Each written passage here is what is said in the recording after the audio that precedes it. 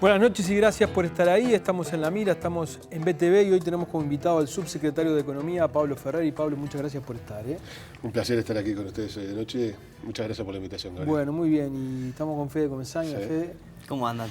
Habitual lector de los artículos de Fede en El Observador. Bueno, sí, gracias. De muy buen nivel. Está muy bien, gracias. Más adelante en el programa vamos a estar con Marcela Maceda viendo los métodos de reproducción asistida, que ahora hay algunos que los paga el Estado, el Fondo Nacional de Recursos. Y vamos a tener la palabra de un experto español muy crítico sobre el sistema de salud mental que se aplica en el país y que se aplica en otros países. Pablo, estás en un área muy específica del gobierno, nada menos que en la economía. Importa, es muy importante, le importa a la gente. Pero teniéndote acá como miembro del gobierno, además como dirigente del Frente Liber Seregni, es inevitable no empezar preguntándote algunas cosas de política, no de economía, ¿no? ¿Qué pasa con el gobierno? ¿Qué pasa? O sea, el otro día Garcés decía acá, el gobierno está sin agenda. Luis Eduardo González decía en El Observador, Vázquez es el mismo, pero le cambiaron la mesa. Habla el canciller de política exterior, porque estamos hablando desde el Frente Amplio, le dan al canciller con política exterior. La educación es un lío, ni hablemos, ¿no? ¿Qué está pasando? No, Gabriel, yo creo que también estamos en un año muy particular. Si miramos la historia para atrás, todos los primeros años y los inicios de gobierno, dada la forma de organización republicana que tenemos, con presupuestos quinquenales que se discuten el primer año de gobierno, siempre son años más movidos, con más tironeos, etc. Estamos en plena discusión presupuestal, eso disparó un montón de temas, un montón de factores, y en esa línea ha ido bajando un poco la tensión en cuanto ya el presupuesto pasó por la Cámara de Diputados, ahora está en el Senado, pero ya con muchas cosas resueltas, y eso permite ir ganando en cierta tranquilidad. Yo eso lo atribuyo a un ciclo histórico en nuestro país.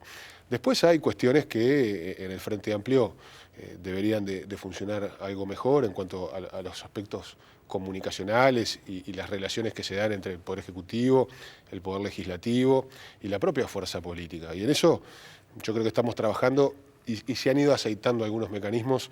Yo noto que va funcionando mejor, más allá de algunos problemas puntuales a los cuales vos hacías referencia. Un aspecto fundamental que nosotros en el Frente Liber Seregni lo manejábamos y creo que es uno de los factores que ha contribuido a generar cierto ruido en algunos aspectos, más allá del esfuerzo que hacen todos los compañeros, es no haber continuado teniendo, más allá de plazos administrativos, teniendo una presidencia definida en el Frente Amplio, como era el caso de Mónica Xavier, hasta que se votara un nuevo presidente, se eligiera un nuevo presidente del Frente Amplio. Pero bueno, la realidad es otra. El tiempo nos está dando la razón, hubiera sido bueno continuar con una presidenta al frente, con nuestra presidenta al frente. Pero creo que se han ido limando y se van aceitando aspectos de comunicación, más allá de que quedan aspectos por mejorar. A ver, te voy a preguntar cosas concretas, algunas que no tienen que ver con el presupuesto. Como se dice en Corrillos, ¿hay mala leche entre el Frente Liber Seregni y Raúl Sendic? Que el Frente Liber Seregni está saliendo a cobrarle todas las cuentas del déficit de ANCAP que Raúl Sendic dejó. No hay mala leche. Yo a Raúl lo considero un compañero. Yo personalmente tengo tengo una excelente relación con Raúl. No hay cuentas para cobrar. Sí entendemos que en el caso de ANCAP hay visiones diferentes, han sido públicas, en cuanto a cuáles son los orígenes o los fundamentos de la situación en la cual hoy está la empresa. ANCAP. Raúl lo hizo público en una entrevista en el diario El País, tiene una visión más vinculada a aspectos o decisiones tomadas por economía, cosa que nosotros en ese caso no compartimos. Pero con Raúl y con todos los compañeros del Frente Amplio, nosotros trabajamos sabiendo que podemos tener matices, pero que en definitiva el proyecto político es el mismo. Ahora, el proyecto político es un proyecto de izquierda y estamos todos atrás. ¿Algo cambió en el papel que el Ministerio de Economía tenía antes, en el gobierno pasado del Mujica, y el de ahora? Porque si vos ves que hay discrepancia entre Astori y Sendic, uno dice, bueno, pero entonces las empresas públicas jugaban medio sueltas. Sí, jugaban medio sueltas. Y ahora ya no juegan más. Esta afirmación que yo acabo de hacer no es una afirmación personal. De hecho, el propio presidente Mujica, el propio Pepe, lo dijo en su momento, que era incluso una actitud deliberada para que estas fueran un motor de inversión y de desarrollo. Ya no más eso. Bueno, nosotros en el Frente Liber Seregni tenemos una visión de absoluta relevancia e importancia de las empresas públicas. Juegan un papel muy fuerte en el desarrollo económico y social del Uruguay. Sobre todo en una economía pequeña como la nuestra, lo que se puede dinamizar a través de estas empresas es muy fuerte, es muy importante todo lo que pueden generar. Ahora, creemos que la mejor forma de defender a una empresa pública es que ésta sea eficiente y sea eficaz en el cumplimiento de sus cometidos. Con empresas públicas que no funcionan bien, no podemos dinamizar la economía de la forma que debemos. Y por eso, y atendiendo a una situación fiscal que entendemos que es manejable, pero que sea manejable implica justamente que hay que operar sobre ella, hay que tomar decisiones, entendemos que las empresas públicas tienen que continuar cumpliendo con sus propósitos, tienen que ser un motor de la inversión y del crecimiento en Uruguay, pero no disparando cada una para cualquier lado, sino que tienen que estar alineadas con un proyecto nacional. Y ese proyecto nacional incluye las empresas públicas, pero las excede largamente. Hay muchos más aspectos que deben ser tenidos en cuenta en ese proyecto nacional, en ese proyecto global, y las empresas públicas tienen que tocar la misma música, juegan todos con la misma partitura, ¿no? Fede, déjame una más de política. Un hombre de tu sector, Juan Pedro Mir, lo sacaron del cargo de director de Educación porque dijo que no estaban dadas las condiciones políticas para hacer una reforma en la educación. Cosa que ayer la ministra confirma, porque sale a decir que no va a haber reforma. Te lo pregunto como dirigente político, como hombre del Frente. ¿Vos pensás que la educación está en crisis o no? Yo, ni muy ni tan, Gabriel. ¿Vos dudás? Una cosa es que la educación esté en crisis. La palabra crisis es fuerte. Yo creo que la educación tiene muchísimo por mejorar y muchísimo por caminar en reformas. Sinceramente creo que hay mucho para hacer. Ahora, cuando yo miro la universalización que hemos logrado en secundaria y en primaria, cuando veo el volumen de matrículas en educación terciaria, donde más del 50% de los alumnos son hijos de padres que nunca fueron a la universidad, son aspectos que también hay que poner arriba de la mesa. Si miro algunos indicadores como estos, no puedo hablar de crisis. La universalización de secundaria es algo relativamente reciente. Sí creo que hay un desafío gigantesco, Gabriel, luego de haber avanzado en la universalización, en la calidad que se provee al colectivo. Y en ese colectivo, te soy totalmente franco, en la educación, sobre todo media, tenemos una de las fuentes reproductoras de la inequidad y la pobreza en el Uruguay. ¿Por qué? Cuando miramos que a pocos kilómetros de distancia, por ejemplo en la ciudad de Montevideo, a 6, 7 kilómetros de distancia, tenemos centros educativos donde los niveles de deserción y repetición son iguales a los de Noruega, y en la otra punta de la línea recta los niveles de deserción y repetición son iguales a los del África subsahariana, bueno, eso quiere decir que estamos reproduciendo la inequidad en el Uruguay. Y esos son aspectos que tenemos que mejorar enormemente. El Uruguay, los uruguayos en los últimos 10 años han hecho un esfuerzo presupuestal gigantesco. Pasamos de tener recursos en la educación que eran de un 3% de un PIB de 15.000 millones de dólares, estamos hablando de 450 millones de dólares, a casi el 5% de un PIB de 55.000 millones de dólares. Tremendo. O sea, pasamos de 500 a 2.500 millones de dólares. Que con toda esa plata, un servicio como la educación, que se le da todo eso, que los uruguayos hacen todo ese esfuerzo, ¿tiene que rendir cuentas o no? Totalmente. Porque no rinde, ¿no? Y lo digo desde una concepción de izquierda.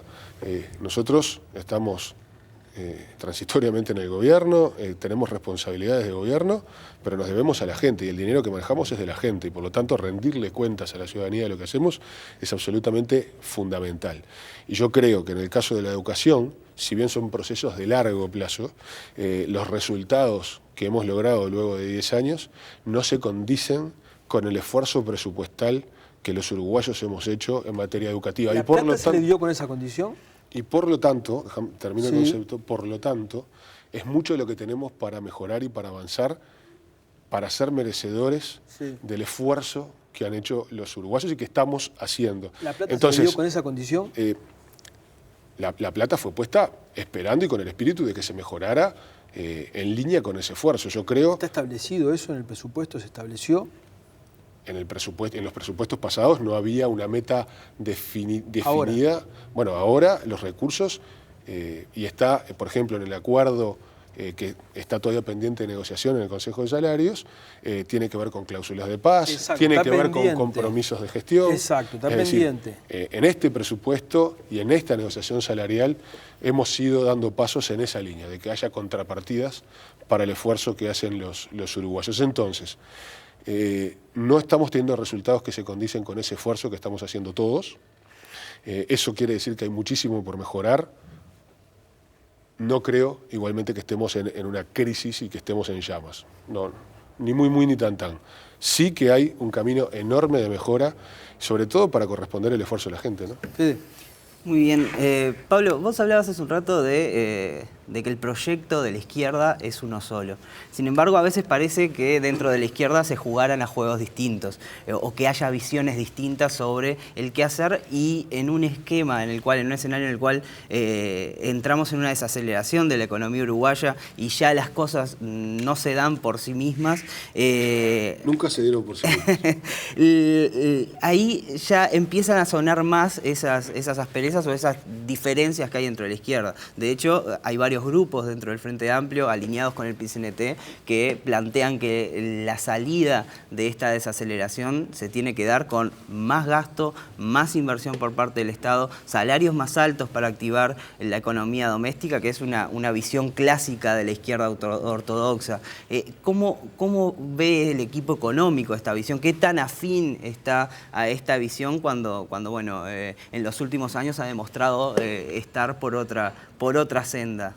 Bueno, como vos decís, Fede, hay distintas misiones, hay matices con respecto a instrumentos a seguir. Yo creo que sí, lo que hay es una absoluta coincidencia en el rumbo estratégico a seguir, y eso tiene que ver con continuar generando condiciones para perpetuar, para intensificar incluso el círculo virtuoso que Uruguay ha logrado tener en estos últimos años, vinculado a inversiones productivas, que generan productivas tanto en bienes como en servicios, que generan crecimiento económico, y que ese crecimiento económico a su vez vaya de la mano de mayores niveles de equidad y redistribución de la riqueza.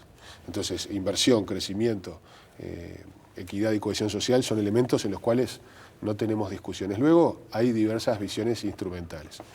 Uruguay en la última década prácticamente cuadriplicó la tasa de crecimiento con respecto al promedio de crecimiento de la economía uruguaya en la segunda mitad del siglo XX. Pasó de algo menos del 1,5% a valores por encima del 5,5%, 5,6%. Cuando vemos por qué ocurrió esa casi cuadriplicación, eso ocurrió o tiene íntimamente asociado, fuertemente asociado, los altos niveles de inversión que se han dado en este periodo con respecto también a la segunda mitad del siglo XX. Esto hay que mirarlo en el largo plazo. La segunda mitad del siglo XX, el promedio de inversiones recibidos por Uruguay apenas superaba el 10% del PIB. Uruguay recibía en términos relativos menos inversiones que Haití, un país con enormes problemas institucionales y enormes problemas geográficos y naturales. Uruguay pasó de ese algo superior al 10% a estar arañando el 23-24% del PIB. Entonces, fomentar e intensificar las inversiones de corte productivo en Uruguay es un hecho absolutamente fundamental. Para poder mantener un flujo inversor importante, Uruguay tiene que dar predecibilidad, tiene que dar estabilidad, tiene que generar confianza. Confianza, por ejemplo, que se demuestra en el exterior cuando Uruguay tiene, por primera vez en su historia, el grado inversor otorgado por las 5 principales calificadoras del mundo. En 2 de ellas, además, con un escalón encima del grado inversor. O confianza que se da, por ejemplo, en la última emisión de deuda, cuando en menos de 24 horas hubo inversores del exterior dispuestos a poner 5 puntos del PIB en bonos uruguayos. Y por primera vez, este es un dato bien interesante, en esta última emisión de deuda, hubo bancos centrales europeos que compraron deuda uruguaya. Bueno, esto es un dato de confianza muy importante. Para poder mantener esta confianza es fundamental tener una política macroeconómica y fiscal responsable, seria, prudente, y eso entendemos que va de la mano de tomar medidas que vayan en línea con tener un déficit fiscal acotado, que permita generar predecibilidad en las cuentas públicas. Por eso, en algunos casos, algunos de los instrumentos que tú comentabas, para nosotros no son aconsejables en este momento y en realidad en ningún momento.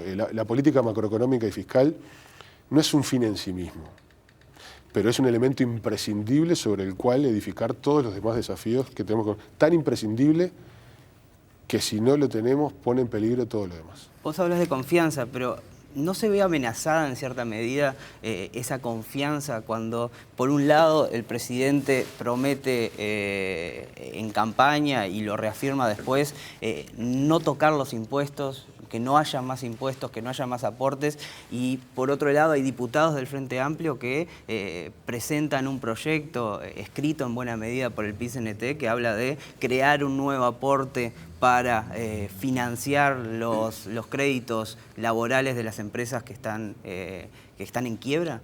Bueno, proyectos de ley, imagino que hay varios. De hecho, este proyecto que tú mencionás lo he escuchado en la prensa, pero no hemos tomado contacto con él. Pero la única verdad es la realidad, dijera alguno.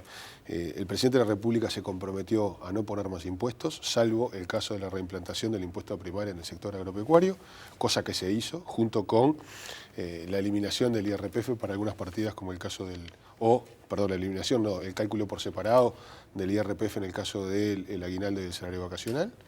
Esto se hizo y luego no se ha puesto ningún impuesto nuevo. Y esto está reflejado en la ley de presupuesto, no hay ningún nuevo impuesto. Por lo tanto, esa es la palabra del presidente, ese es el compromiso y se está cumpliendo. Luego veremos las iniciativas que se vayan planteando, habrá que analizarlas en su momento, ¿no? Bien, o sea que un proyecto así tendría vida corta a nivel parlamentario o... No sé, yo realmente lo desconozco, no lo he visto, no me gusta opinar sobre algo que no conozco. Bien. Pero ¿vos sos consciente de que hay un sector de la izquierda que no asume esto?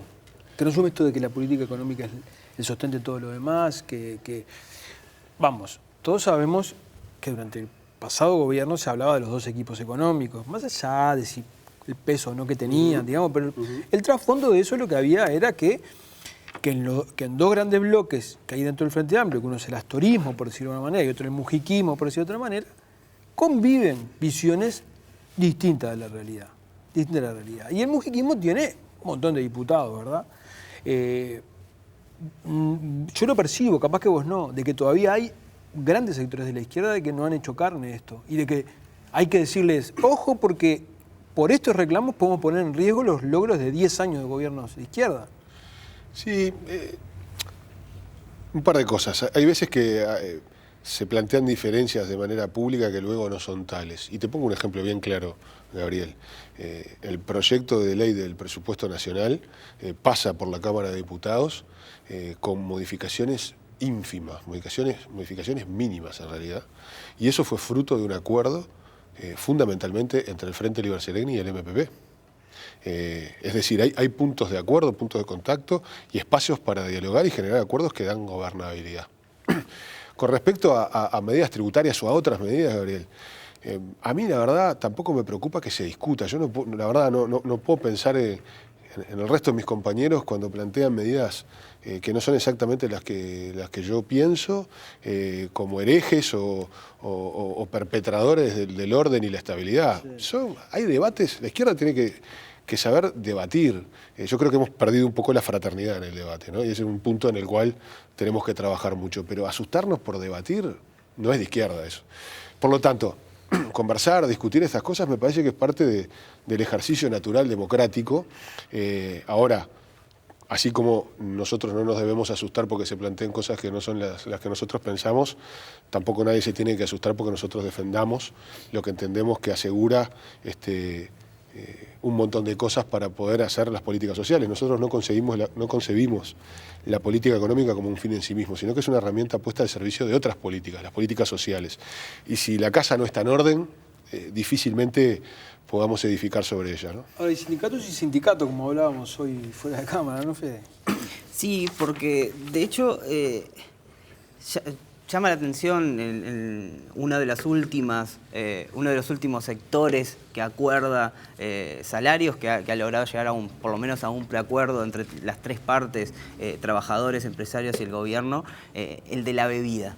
La bebida es un sector relativamente pequeño, digamos, en cuanto a la cantidad de trabajadores ocupados, 4.000 trabajadores en total, y sin embargo en esa negociación fue una negociación particular porque no se cerró en el Ministerio de Trabajo, sino en el Ministerio de Economía. Participaste tú y participó también el Ministro de Trabajo. Es un sector, además, que tiene un subsidio importante, es decir, tiene un crédito fiscal significativo de más de 10 millones de dólares por año. Sin embargo, logró un acuerdo salarial muy por encima de los lineamientos que plantea el gobierno y aún así, ¿no es esto una señal que alienta, digamos, al sindicalismo a ir un poquito más allá y poder, bueno, lograr acuerdos por encima de lo que se plantean las autoridades? Es que para nosotros, cuando en el sector privado, trabajadores y empresarios se ponen de acuerdo en aumentos que superan las pautas, eso para nosotros no representa un problema. ¿Cuál es el problema? El problema es que esos acuerdos que superen las pautas luego sean pagados por la población en general y no por quienes acuerdan. Eso es lo que nosotros no podemos permitir, velando por el interés general. Por eso se hablaba de trancazo en este acuerdo, de que el Ministerio de Economía lo estaba frenando, etcétera, etcétera. El problema no era lo que se pautaba, lo que se negociaba, sino que tenía que ver con que no se trasladara a precios. Por eso, finalmente se pudo llegar a una solución, a un consenso, luego de que acordáramos con el Centro de Fabricantes de Bebidas, de que en el plazo que dura este convenio salarial, que llega hasta fines del 2017, no hubiera incrementos de precios por encima de los niveles de inflación, es decir, que no se generaran presiones inflacionarias adicionales. El acuerdo incluye que hasta el 31 de enero del año que viene no aumentarán los precios quedan congelados, y luego desde el 1 de febrero del 16 hasta el 31 de diciembre del 17 la evolución de los precios va a estar por debajo de la inflación. Entonces hubo una preocupación bien fuerte. Habrá otros sectores que también podrán acordar por encima de las pautas salariales, lo que no tiene para nosotros asidero, y es lo que nosotros vamos a defender, es el interés general, de que eso sea pagado por la población en su conjunto. Te pongo otro ejemplo. El martes promulgamos un decreto en el Poder Ejecutivo donde se establece que los aumentos salariales que vayan por encima de las pautas fijadas por el Poder Ejecutivo, en el caso de las obras de vialidad, en el caso de la construcción de obras de vialidad, no podrán ser trasladados íntegramente a las paramétricas que fijan los pagos por parte del Ministerio de Transporte, porque si no también es muy fácil, acuerdo cualquier cosa, total después lo paga el Estado.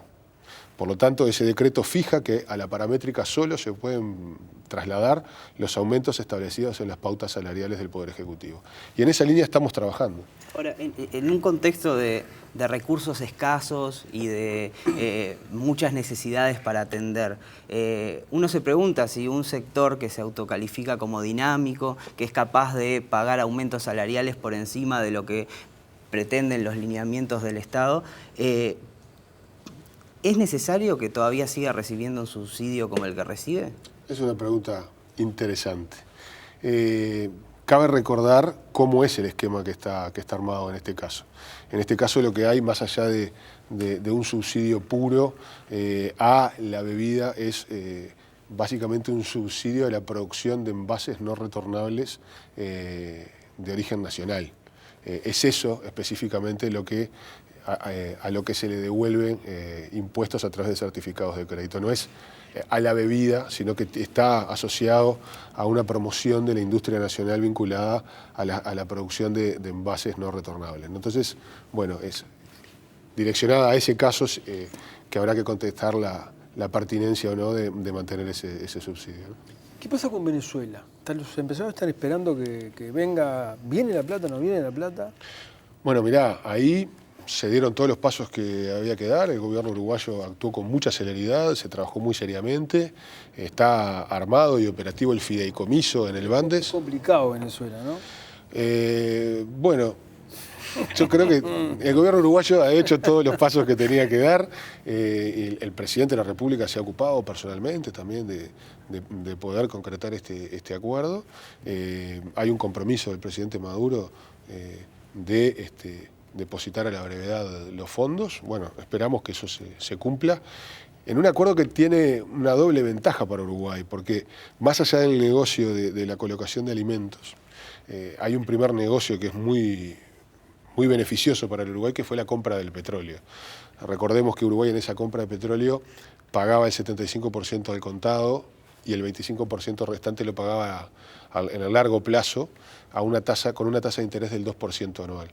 Cuando se hacía la tasa de descuento para pagar contado esa diferencia, la tasa que se aplicaba era del 9%, no del 2%, que era el interés que se cobraba, lo cual permitía que al final se generara una reducción del monto a pagar bien importante. Uruguay, en este segundo pago, se ahorró más de 100 millones de dólares pagando al contado esa deuda. O sea, ya fue un negocio financiero importante para ANCAP en este caso. Ojalá podamos concretar rápidamente los pasos que faltan en el caso de la colocación de alimentos, ¿no? Y Pablo, vos más temprano hablabas de la confianza, de la necesidad de sostener la confianza. Y cuando vamos al uruguayo medio, esa confianza que tenía en el devenir de la economía y de las finanzas personales se fue deteriorando significativamente a lo largo del año. ¿A qué atribuyen esa pérdida de la confianza? ¿Estamos hablando de una sana cautela que tienen los uruguayos o de una reacción desmedida ante un cambio en el contexto económico? Bueno, hay que ver una serie de indicadores. Cuando uno mira, por ejemplo, los índices de confianza del consumidor y demás, se nota un cierto deterioro que yo creo que es lógico que ocurra en un contexto de desaceleración. Si venís de crecer al 7, 8, 9% y pasás a crecer en el entorno del 2, 2,5%, bueno, es lógico que el humor de alguna forma experimente cambios. Pero también hay que mirar otros indicadores, Federico. Por ejemplo, veamos cómo se viene comportando el volumen de inversiones en Uruguay. En el periodo enero-septiembre del 2015, los proyectos recomendados por la COMAP crecieron en un 28%. Crecieron en número de proyectos recomendados y crecieron en volumen de plata. Perdón, un 18% en número de proyectos y un 28% en volumen de dinero recomendado por la COMAP. Veamos ahora qué pasa con los proyectos nuevos que se presentaron en ese mismo periodo, en enero-septiembre. En ese periodo, con respecto al mismo lapso del año anterior, hubo una reducción del número de proyectos presentados, pero hubo un aumento de más del 40% del volumen de dinero asociado a los proyectos de inversión. Es decir, continuamos teniendo un flujo de inversiones y de expresiones de interés por inversiones muy importante en Uruguay. Ayer me tocó participar de la entrega de premios de la 10ª licitación anual del Banco República para financiar proyectos de inversión, y se premiaron 24 proyectos que tenían asociados, proyectos del sector privado, todos ellos, casi en su integridad del sector productivo, proyectos de inversión por algo así como 94 millones de dólares, de los cuales el Banco República daba financiamiento por unos 46. Es decir, continuamos teniendo expresiones claras y concretas de confianza en la economía uruguaya. Nadie invierte decenas o centenas de millones de dólares si no tiene confianza en el país. Es decir... Eso a nivel empresarial, pero bueno, a nivel del eso, Federico, tiene que ver consumidor. con los fundamentos de la economía, ¿no? Por lo menos en nuestra visión. Si el crecimiento económico en Uruguay estuvo íntimamente asociado al volumen de inversiones productivas, tanto de bienes como de servicios, y vemos que ese flujo continúa, tenemos razones fundadas para pensar de que la economía puede tener una desaceleración, pero que nos va a permitir encarar los desafíos de manera correcta, ¿no? Ahora, se nos está terminando el tiempo, pero el primero que dijo los números no son lo que esperábamos y la cosa ya no está tan creciente como en el pasado, fue el propio equipo económico. Como dijo, bueno, las cosas ya no son como eran. Luego, los analistas privados en esa línea salieron a señalar que estábamos viviendo un periodo de enfriamiento de la economía. Y desde el equipo económico se le dice, no sean tan pesimistas. No sean tan pesimistas porque si no van a generar un efecto subjetivo sobre los operadores. Entonces, ¿cómo es? ¿hay que hacer una advertencia de que las cosas no están tan bien o los analistas privados están exagerando lo mal que podemos estar? No, primero que nada, los analistas privados, por supuesto, tienen el derecho a opinar lo que entiendan correcto. Además, en el caso de los más destacados, no solo los tengo en alta estima intelectual y profesional, sino que en general son amigos. Sí, pero a Astori no le gustó mucho, ¿no? Dicho esto, nadie se puede enojar cuando influye en la opinión pública si se dice que sus opiniones justamente tienen efecto en la opinión de la gente. Y todos los analistas de fuste y de renombre inciden en la opinión pública. ¿Eso está bien, está mal? Es un dato de la realidad. Pero el primero que incidió fue el gobierno. El primero que incidió fue el gobierno. Nosotros entendemos que la economía uruguaya no está en crisis y no va a atravesar una crisis. Eso no quiere decir que no esté enfrentando una desaceleración y un contexto regional e internacional con desafíos y complejidades, Gabriel, muy importantes. Y el deterioro de esa situación regional e internacional fue muy acelerado y en muy corto tiempo. A veces, la verdad, hay que escuchar cada cosa. Vemos, por ejemplo, a la calle Pou hablar de deshonestidad intelectual porque ahora se dice que la realidad es distinta a la de hace un año atrás. Parece que no leyeran los diarios y vieran que, por ejemplo, Brasil este año, en el 2015, cambió 4 veces sus proyecciones de evolución económica. Pasó de prever un crecimiento de algo superior al 1% a prever un deterioro de más del 2% de su economía. Bueno, si esas cosas no te hacen cambiar tu análisis, es porque no estás leyendo la realidad. Por lo tanto, tenemos que tener cuidado, tenemos que tener prudencia, tenemos que avanzar a paso firme, sobre todo para no resignar los logros que hemos alcanzado en estos últimos 10 años. Pero eso tampoco significa salir a decir que estamos en crisis. Nosotros no vemos un escenario de crisis y entendemos que las proyecciones que hemos presentado van en línea y acorde con la realidad. Es nuestra visión. Se nos va el tiempo, la última. A ver, Pablo, si la economía no creciera al 2,5% como plantea el gobierno y lo hiciera a una tasa más baja como plantea la mediana de los analistas privados de un 1,6%, ¿eso sería una catástrofe? ¿Sería como se plantea a veces desde el gobierno, bueno, la visión catastrofista de los expertos? ¿Eso sería una catástrofe para la economía uruguaya? Queda mal contestar con una pregunta, ¿no? Si la economía uruguaya creciera al 1,6, como es la mediana que vos decís, en un contexto en el cual la economía brasilera decrece un 2 o un 3%, la economía venezolana decrece un 7 o 8%, la economía argentina tiene estancamiento o decrecimiento. China, que es otro de nuestros principales destinos exportadores, tiene una desaceleración importante. Los países centrales como Europa continúan con problemas como los de Grecia y la economía de Estados Unidos no termina de despegar a la velocidad que se pensaba que iba a despegar. ¿Es una catástrofe? Yo creo que no, pero no Yo soy tampoco. el subsecretario de Economía. Yo, coincidiendo con Fede, como no puede ser de otra manera, creo que de ninguna manera sería una catástrofe. Y claramente Uruguay, Federico, Gabriel, se ha diferenciado enormemente de la región, ¿no? Está teniendo un comportamiento en nuestra economía que aún en un contexto de desaceleración continúa siendo muy superior, muy privilegiado con respecto a lo que ocurre con otras realidades regionales, ¿no? Y eso es un dato bien importante para el país. Pablo, muchísimas gracias por haber estado. Ha sido un placer. Gracias, Fede. Nos vamos a una tanda, ya volvemos.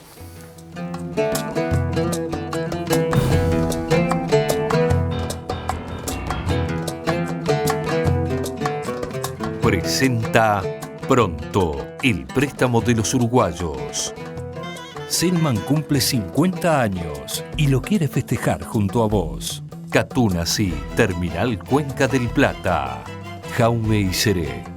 Lo que hoy nos representa son los mismos valores que nos fundaron hace 60 años.